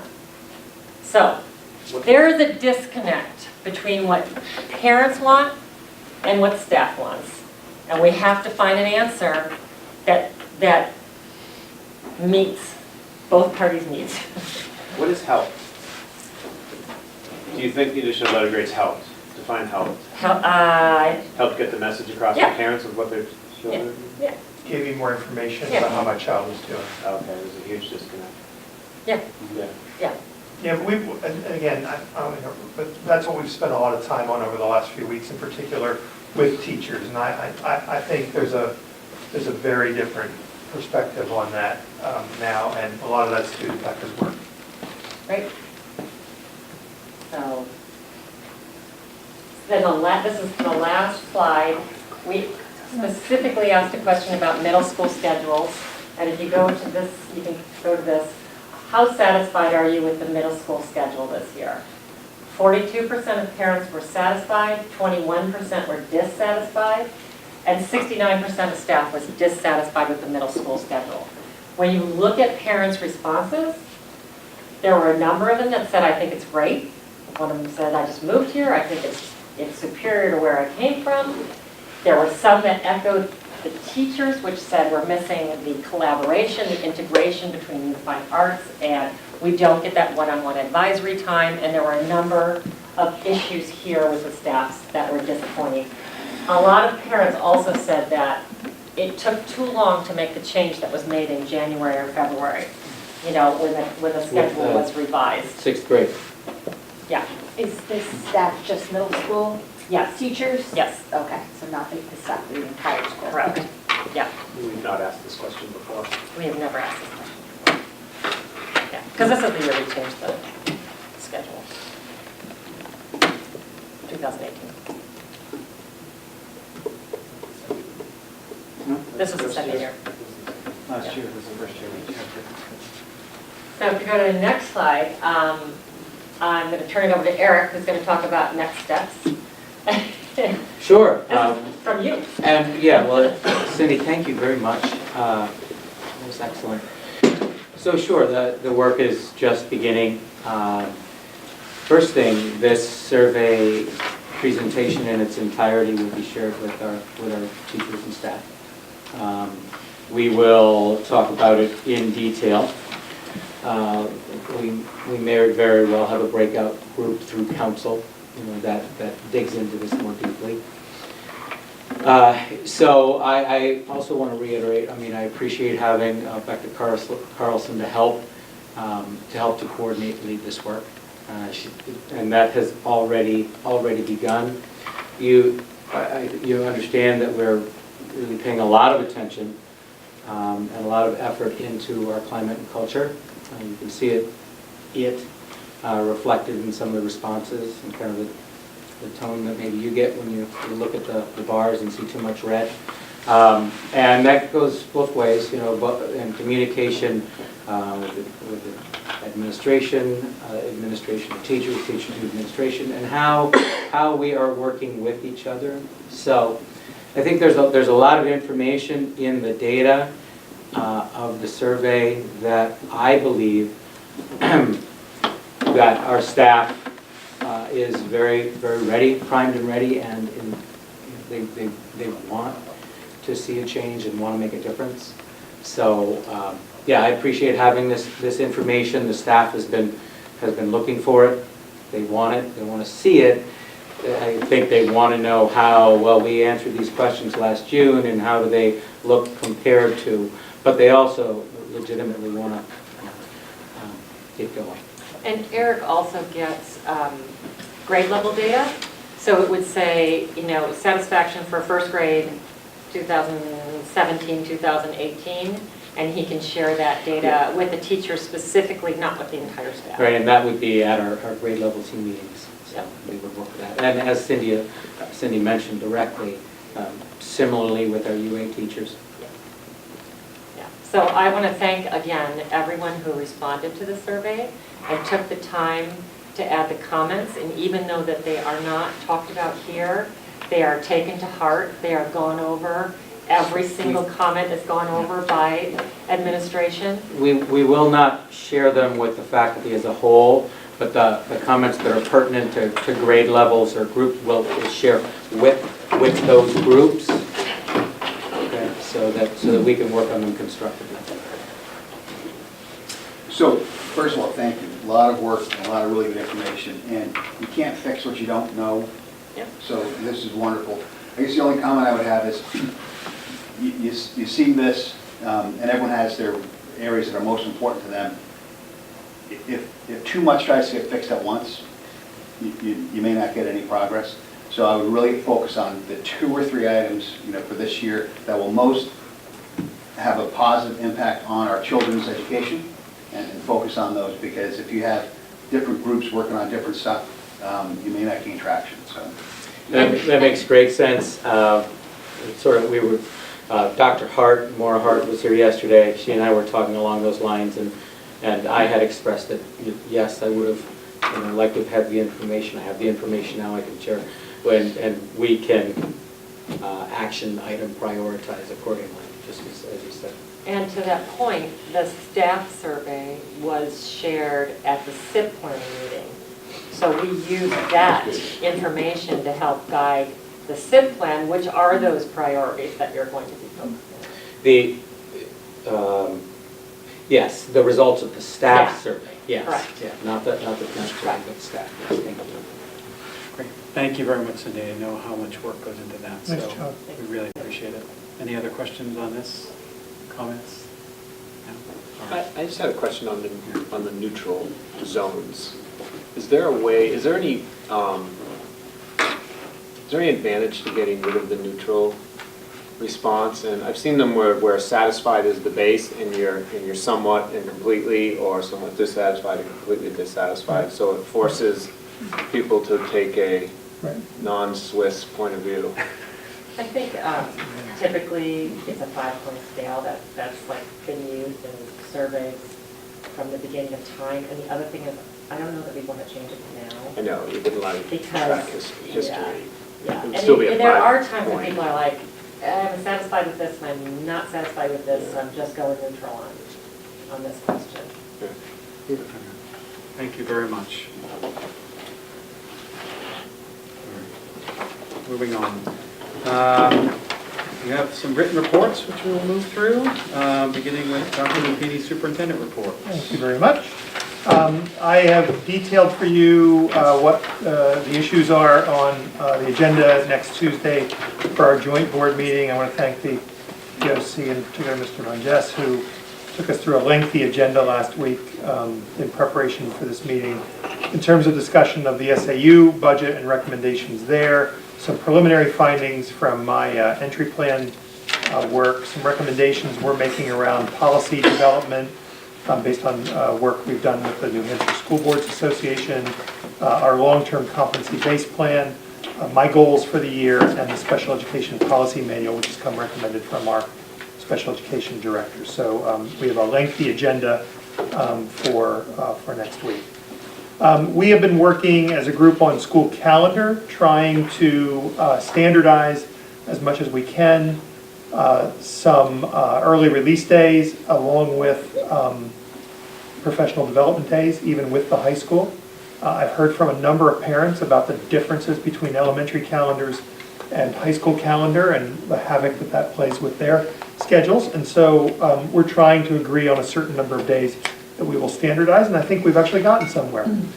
So we should have a calendar, an SAU calendar, and then beginning to have building level calendars within the next few weeks. I've been doing days at each school, classroom visits for the most part. Dr. Anderson was kind enough to host me for a visit, and I got to spend time not only in classrooms, but with the middle level teachers discussing many of the issues here. It was a great discussion. And so I'm in the middle of those now, and we'll be at Hampton Falls tomorrow. We're also scheduling staff and community forums for me to have an opportunity to talk with teachers, other employees in the building, and parents about their schools and about the SAU. I think they've all been scheduled. I'm not sure whether they're all posted yet or not, but they've been scheduled. And we'll get something out on those very soon. I've talked with you about the educator evaluation work that's going on short-term and long-term. We actually start on the long-term work in another week or so with a consultant who we're bringing on, and Aaron Milbury from Seabrook Middle School. That is the creation of a 5-year plan for our supervision and evaluation of professional staff. And we also have a small group working with CESPA looking at the evaluation process for our educational assistants. And I may have mentioned the last time that Tracy's actually chairing that team for the administration. I appreciate her doing that. And we're looking at emergency plans. So we have emergency plans across the school districts. Quite frankly, they haven't been looked at holistically in a couple of years. And so we're going to be looking at those, starting with Seabrook and using that process as a model to use in looking at the other districts as well. And that's my report. Thank you, Dr. McGee. Any questions for the superintendent? No? All right, we have Assistant Superintendent, Dr. Carteret. Thank you. The bulk of the report has to do with competency education, and as I've talked about each month, try to highlight our focus and where we're going. I've been able to work very closely with Becca regarding how we're aligning with the high school in all of our practices, along with David Hobbs, and we'll be coordinating presentations with her, particularly here at this board as well as the other boards, along with David Hobbs. And I chose to outline the difference in types of assessments we have, because our main focus this year is on quality performance assessments. John Vanderell spent an entire day here on a couple of Fridays ago before Columbus Day weekend going over what those types of assessments are. And this coming Wednesday, we've coordinated our SAU-wide early release professional development time. And what will be happening first, he'll do a quick overview of where the different schools are. Then he will, we'll be breaking out into groups. It'll be the curriculum coordinators that we have, me, along with 2 other consultants, one for the high school level, one for the elementary level, and grade school-wide teams will be meeting on the next steps they each have. Teachers in each school are at different places with their performance assessments, and then we'll get back together as grade level teams, so 4th grade teachers, 3rd grade teachers, 5th grade teachers throughout the SAU. We're going to talk about what they're doing for assessments, give one another feedback using a protocol for quality performance assessments, and share one another's ideas. Then we'll go back to school level groups and have a chance to revise our performance assessments again, and then be able to receive more feedback from all the curriculum, from me, Becca, or from John going forward for what they'll look like in their schools. And we plan to implement those this winter, then look at that data and have it inform our instruction, look at the assessments again, revise them, and start the process for another quality performance assessment to be administered in the fall. So that's the bulk of our work and how it's going to kick off. And I also included the high schools and where they're at in relation to the quality performance assessments, because overall we're trying to create common experiences for all of our students as they enter the high school. Our teacher mentoring program, the last component of it was on the use of Frontline and how they put in their professional learning plans and how they connect their goals to our competency work. And the Professional Learning Committee is decided to change their name to Professional Development Committee, because when we talk about professional learning communities, the PLCs, the 2 words get confusing, and that's the PLC protocols are what we're using in our competency work. So it's Professional Development Committee, and we have begun the process, or continued the process from last year into this year, and looking at our plan that is due at the end of this school year, our next 5-year plan, and how that will connect to teacher evaluation. Thank you. Any questions for Dr. Carteret? All right. Thank you, Ron. Administrative report you have in your packet, Eric. Excellent. I would like to begin by making a brief presentation. I do want to mention, along the lines of emergency planning, I just saw Chief Tully earlier this evening, and we are both looking forward to Chief Maisie. What's the new police chief's name? She's being sworn in on the 29th. Anyway, Mike and I informally said, well, not too long after she is sworn in, we'll have an emergency planning meeting, which we have, he and I both said, well, we'll wait until the new chief comes on board. Okay, so we're looking forward to that at the local level.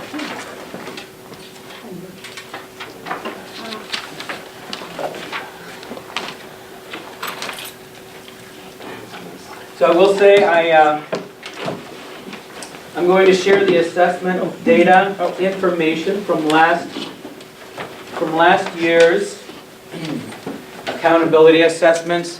I'm sure you're familiar with terms like NECAP, New England Common Assessment Program, or Smarter Balance. This last year, let me see if it kind of comes online here. Disconnect. I wonder if it needs to find me. Button press. Oh, I think it just found it. Mine turned off like that first, so I think now just wait for the light up again.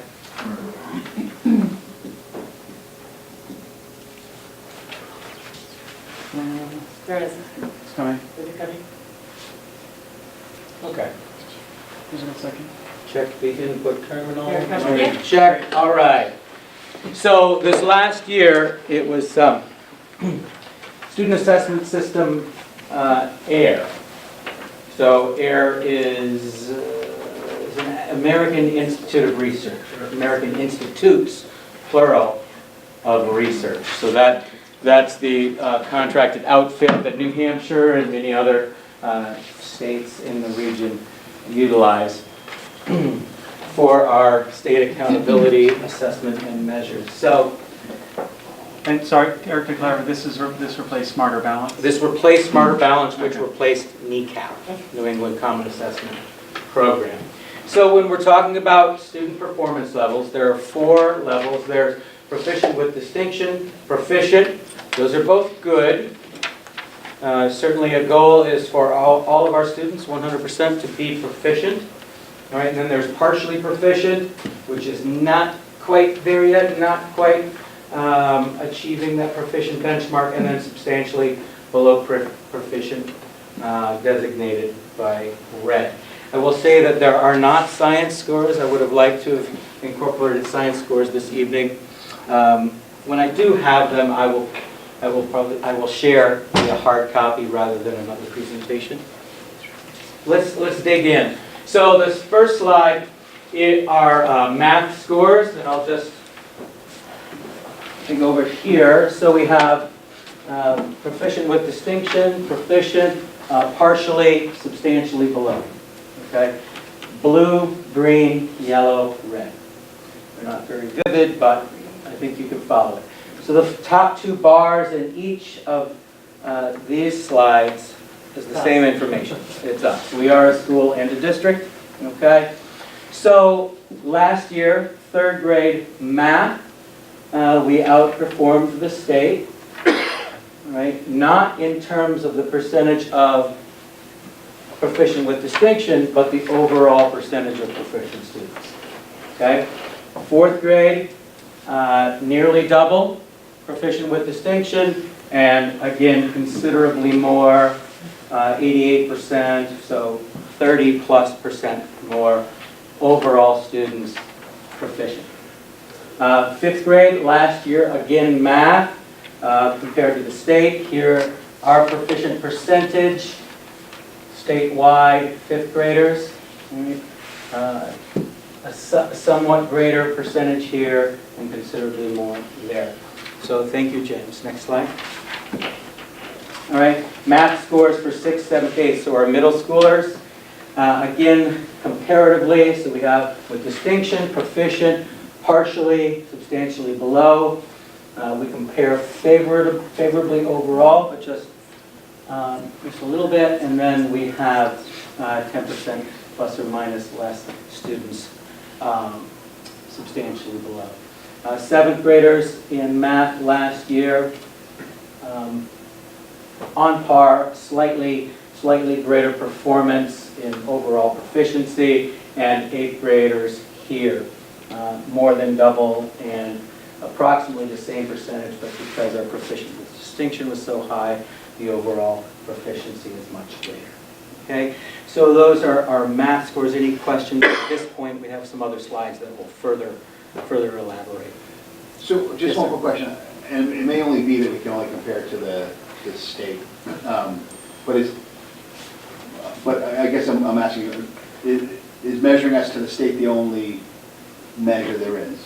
We can glean out some comparable districts, if you will. Yeah. Hampton Falls would be a comparable district and school. Yeah. And, I mean, if you look, we can all go online and, the top performing districts in the state, the top performing middle schools in the last reporting year would be 2016. Hampton Falls is 2, I believe, and we're 8 or 9, depending upon. But we can glean that out and get more apples to apples. So do you look at it, I'm not saying that you need to present it here, but do you look at it that way? Because I'm wondering, should we be comparing ourselves to the top 25 districts in the state versus, with all the resources and the great teachers and the great students we have, You bet. right? It's just like being the tallest building in Vermont, right? I mean, Yeah. Great point. Certainly a great point. Now, when I just gave the staff a very broad overview, I've shared this with them, but previously at our staff meeting, I mentioned that. I said, we compare favorably, but that's not who we're comparing ourselves to or against, if you will. Is there a first-year test that's happening there, because we only have in the state? Potentially, but 35% of students are proficient in 7th grade. But AIR, American Institutes of Research, was the test developer for the prior 2 years. Now they're the direct contractor as well. They were the test developer for Smarter Balance? Yes. Yes. So now it's sort of like Standard Oil. Before they designed the trucks, but now they build the trucks and own the trucks too. So, yes. So that maybe, but not as much so. We'll see a bit of that with our middle school data. Just a low percentage that are proficient in math. right, that's what maybe. And math is, regardless, kneecap, Smarter Balanced, AIR, math scores and math proficiencies are, regardless of the district and the community, lower in terms of proficiency as compared to ELA, which we're going to look at. Same is true in Massachusetts on MCAS. Really? They're just like They're lower. a very low percentage? No, they're not very low, they're lower. Okay. I think go that far. So, questions? Is this test done in other states? Yes, the AIR assessment, former Smarter Balance is utilized in I believe Well- 22 states. Would we be able to Would we see do well versus other other states? states? Is it possible to see how we? Well, yes, we'll dig in and we'll get some comparables and we'll certainly get that to you, okay? Awesome. All right, let's look at the ELA scores. You can see, again, as Tom pointed out, but I'll go ahead. You can see where we are in terms of proficient with distinction, overall proficiency as compared to. Our 4th grade, again, historically and last year, our most solid performer. 5th grade, very solid. You see proficient with distinction rates nearly or in excess of twice the rate at the state level. The next slide, please, James. 6th, 7th, and 8th grade, our middle school scores. You can see all 3 levels quite high. 6th grade and 8th grade especially. And again, more than double, not quite double in terms of proficient with distinction. And then, of course, overall proficiency. All right, let's get into grade level performance if you will, student performance by grade level over the last 4 years, at least initially. Third grade. Here's third grade last year, 2017, 2016, 2015. Okay, they're different cohorts, but just a slice of information, a slice of the pie, if you will. These numbers are raw numbers of students, so there are different numbers of students in each cohort, of course, but you can see that 3/4 of the students, third grade math, were proficient last year, closer to half, closer to 3/4, 2/3. Okay, next slide, please. Here's fourth grade. Again, last spring, 2017, 2016, 2015, fourth grade performance. Fifth grade performance, very, very similar historically. Sixth grade, we have one less year's data, one less year's worth of information because of the transition from test platforms. NECAP to Smarter Balance to SAS Air. All right, and it affected the middle school, the 6th through 8th grades. Those are the other grades. All right, so you can see 6th grade performance last 3 years. 7th grade performance is only 2 years. And 8th grade last year. It's math. So if we could just go back one slide, James. So, and this is our area of focus. I mean, certainly by 8th grade, we want our students performing at a very high bar, meeting expected levels of proficiency, and you make that happen by making things happen at the earlier grades. So our multi-tier systems of supports, we're really digging in and trying to make sure that our students are supported at the level they need as early as we can make that happen. All right. So thank you, James. ELA, I'm going to go through these grade level comparables fairly quickly. The last 3 slides are longitudinal cohort comparisons of performance. So it's 3rd grade ELA, 4th grade ELA. I just want to point this out right here. So very nearly 3 years back. So this is 4th grade. 5th grade, so this is this year's 7th graders. This year's 7th graders, when they were in 4th grade, almost 100% of them proficient. 5th grade again, 2018, 17, 16, 15. 6th graders, 3 years worth of data. What I want to point out is 6th grade ELA. For the last 3 years, we haven't had one student who has been substantially below. Okay? 7th grade, last 2 years, again only 2 years of data, and 8th grade. Okay? No students substantially below. So historical performance for last year's 8th graders, they're all 9th graders now, okay, in math. So it's in reverse as they go through the grades. Here's when they were 8th graders last year. They're now 9th graders. 8th, 7th, 6th, 5th.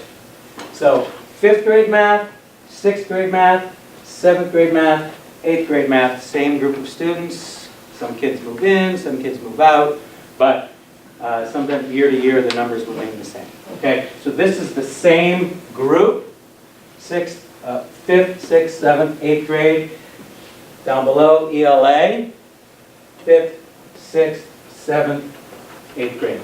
And you can see these 3 pies, how similar they are, and predictably, or at least we could make a reasonable prediction that the students perform similarly year to year. We would like them to grow and improve, but okay, so this is last year's 8th graders. Let's look at this year's 8th graders in math. So 4th, 5th, 6th, 7th graders, they're 8th graders now. Okay, this is this year's class of 2019. You can see the consistency of performance with Some changes in performance, relatively limited. And again, English language arts. Okay, what stands out to me is that by, again, they're 8th graders now, 7th grade, 6th grade, 5th grade, 4th grade. By 6th and 7th grade, and their performance had improved on a similar measure. Again, yes. So, totally agree with you, and that's impressive on the ELA side, because they're not performing and then they're, coming up. Yeah. My question for you on math is, what investments do we need to make or improvements in order to help close the gap for our kids with math, because we're not seeing them move year over year? And not, certainly not as much.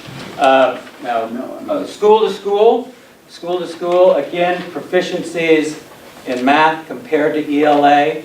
At every school, I mean, our goal is 100% proficiency. At every school, you see lower math scores then. But what investments have we made? I think the most significant one. Can we? Because what we've done is done, right? I'm asking what maybe it's not now to answer it, but what would you like to see the board support you with, or help you with in order to help move the needle? I'm not saying that it's always going to be perfect. I'm not saying that it's going to be as high as ELA. I'm not saying that it's going to be with the rest of the rest of the states not going to be lower too.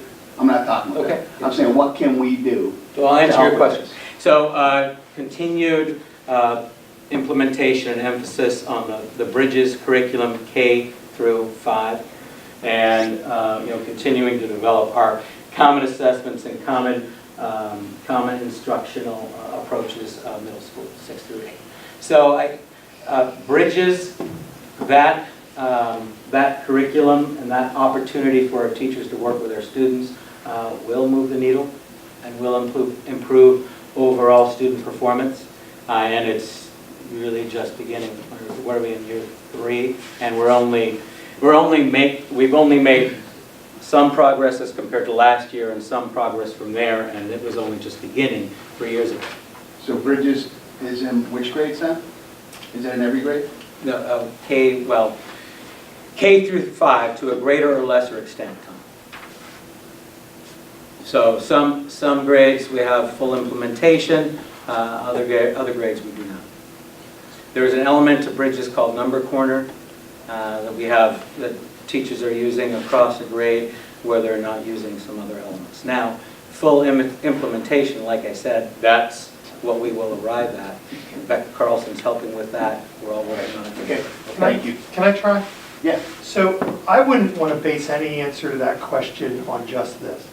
Fair enough. That's my problem. I wouldn't want to do that. There are lots of other data points I would want to have in front of me. It could very well be, I mean, we saw it in the survey data, right? So I'd want to look at that. I'd want to look at other standardized measures. I'd want to look at teacher tests. I'd want to dig into this and understand which concepts, which questions we're testing what concepts, and what concepts our students were weak on. And I think then I'd be able to give you a better answer to your question, because it might be around particular things that we're not doing in the curriculum or that we need other supports in. But I don't think that answers your question. I think we have to dig a lot deeper, Yeah. and we should. It starts the question though. Yes, it does. So, Yes. and part of it was when we were doing ELA, look, everything's good, right? So we were. Well, we don't know that though. So as I was hearing things, I was hearing, look, this is good, and don't worry about this because the state's down too. Yeah, I wouldn't say that. All right, so I just want to make sure that you know that what we're asking, that I'm asking the question, I don't want to speak for myself, but I'm asking the question as a board member to say, what resources do you need to move the needle, because this is important stuff. I'm still here. You want curriculum, implementation of curriculum, time to develop professionals, administrative support, aka curriculum coordinator to help make that happen. Thank So you. all those are excellent. And along the lines of one snapshot data set, this does not incorporate the scholastic reading inventory, the scholastic math inventory, other nationally normed assessments that we could incorporate. Yes. So, what was the staff's overall opinion of this test? Well, I think the staff, some of what I showed you before, that's nice to see, but We want to see this. We want to see how our students are doing over time, so they just saw it. The opinion of the actual test itself, like, Is it did they because feel? I think Yeah. the anecdotal takeaway, and we have a couple teachers here, but I would say is, those performance assessments, they were really cool. Why did they get rid of them? Because Okay. I just know for like, just a small example with the Smarter Balance, when they gave that to the third graders, I happened to have a child in that year and she wrote a great essay but couldn't get it all typed. So there were things like that happen in tests like this that, you know, you can't see that on a pie graph. So I just want, for me, it's more important to say like, what did our teachers think of this as a means of like assessing? I think we have a healthy perspective, similar to what Dr. Lupini articulated. It's important information, but it doesn't drive the bus. Are we going to have our kids take this test again this year? Are we Yes, and this data, this information does not include students who've opted out. Okay? Because students Certain students don't. You don't have to take it, right? in New Yes. Hampshire, No, we do. students can opt out. We do. There's an opt-out, but you have.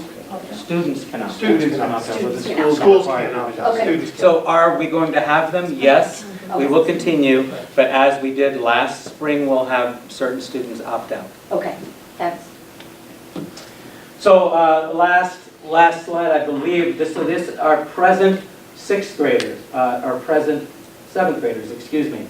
So sixth grade, fifth grade, fourth grade, third grade, they're seventh graders now.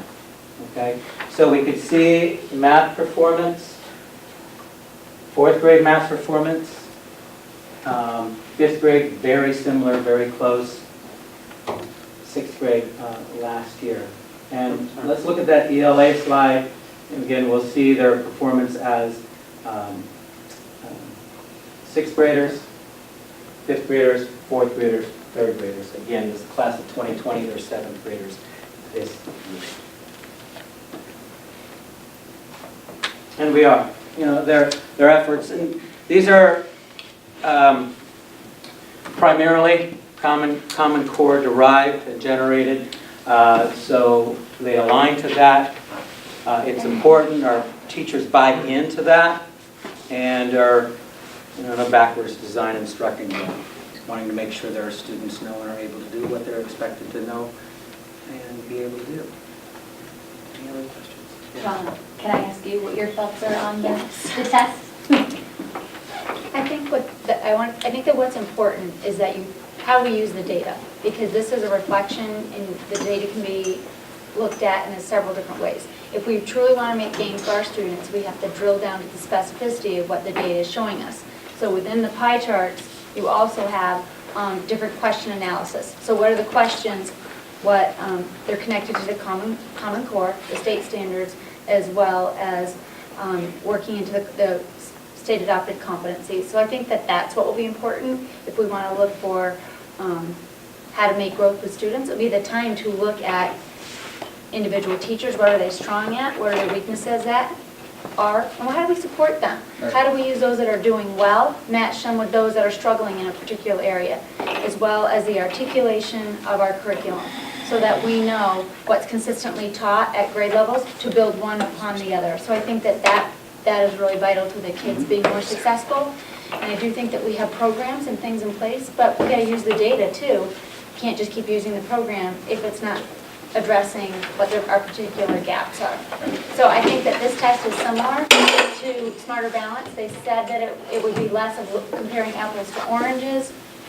It's normative data, but I think if we want to make growth, we have to use our data as a piece of a triangular portion of data. It's just one slice, this particular type of test on these given days. It's also how do they perform, how do they do on our performance assessments as we begin to develop those. All right. Eric, anything else? I just want to point out on the second page of our report this month, we are having a winter sports night next Thursday, the 25th, the night before Harvest Fest. So to kick off winter sports season, we only play one sport. Our goal is to have 2 girls teams, 2 girls basketball teams, and 2 boys basketball teams. So we're really, hitting the hallway and hitting the skids, trying to encourage kids to come out as we encourage all extracurriculars, whether it's athletics or the arts or anything else for that matter. So we want a lot of kids to participate. We'd like to field 2 full teams. And one thing that we missed in the late summer, early fall for the fall season was this sort of night. So we're having it on October 25th. Thank you, Eric. Thank you. Cindy had to depart, so thanks everyone for. Matt, financial report. So I have included the monthly year-to-date expenditure reports. Any of the discrepancies or the overages were addressed during the budget transfer discussion. However, I'd be happy to answer any additional questions that you may have. No, great. BudCom has not discussed the school budget yet, but I believe we will at least the first time by our next school board meeting. You have John's facilities report in your back of your packet. Anyone have any questions about that? My only question is John put in here, but we are up and running with our gas conversion project. Yes. Great. Cooking with gas. The operation. Are we heating the school with gas? I know, I saw Unitel for today. They're in here. I can't say whether or not it's turned on, but that's what they were working on today. Okay. November 1st. It does feel, it feels pretty good in here. It feels pretty good. In here. All right. We were shooting for November 1st. I'm not sure that we made it though. Just keep it off till January. We're trying. That's what I do. CIP is done for the year. Nothing to report there. You do have the principal's report from Winnicott in your packet for Winnicott update. Anything to add about Winnicott? No. No. Okay. Right. Great. We have a personnel matter to discuss in non-public. We have no policy revisions. And our next meetings will be, we have a meeting next Tuesday, October 23rd at 5 o'clock, which is a budget work session prior to the joint board meeting on that night.